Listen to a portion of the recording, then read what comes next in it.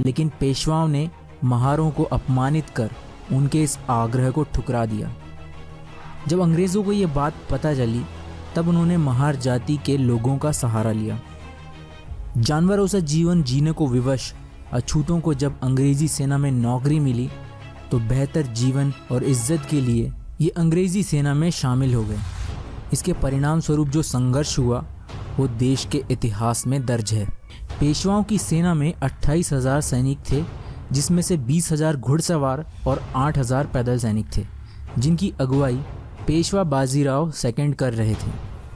एक अत्याचारी martial law लागू किया था।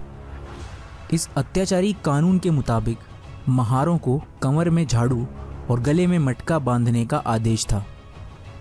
झाड़ू इसीलिए कि चलते वक्त उनके कदमों के निशान खुद ब खुद मिटते चले जाएं, और मटका या कोई दूसरा बर्तन इसीलिए कि उनका थूक तक ज़मीन पर ना गिरे।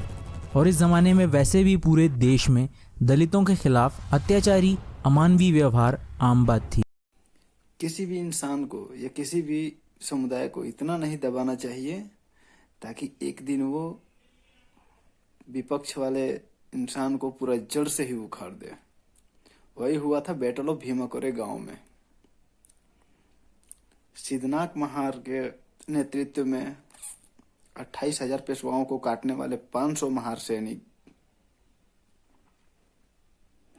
इतिहास के पन्नों में ना तो कभी ऐसा युद्ध हुआ था और ना ही होगा। अगर आपको इसके बारे में जानना है तो संजय गजभिये जी का जो बुक है उसे पढ़ें। ये मान सम्मान की लड़ाई थी। महारों को इतना परेशान कर दिया गया था, गले में मटका, कमर में झाड़ू, अगर बांध दोगे, रास्ते पे निकलने नहीं दोगे तो जब उन्हें मौका मिलेगा तब तो वो उखाड़ ही देंगे।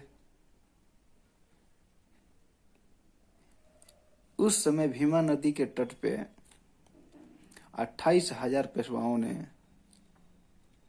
भगवान के लिए हवन सामग्री सब किए, लेकिन एक भी भगवान उनका वहां उन्हें बचाने के लिए नहीं आए। कोई भगवान वहां पे साथ नहीं दे पाए, क्योंकि ये मान सम्मान की लड़ाई थी।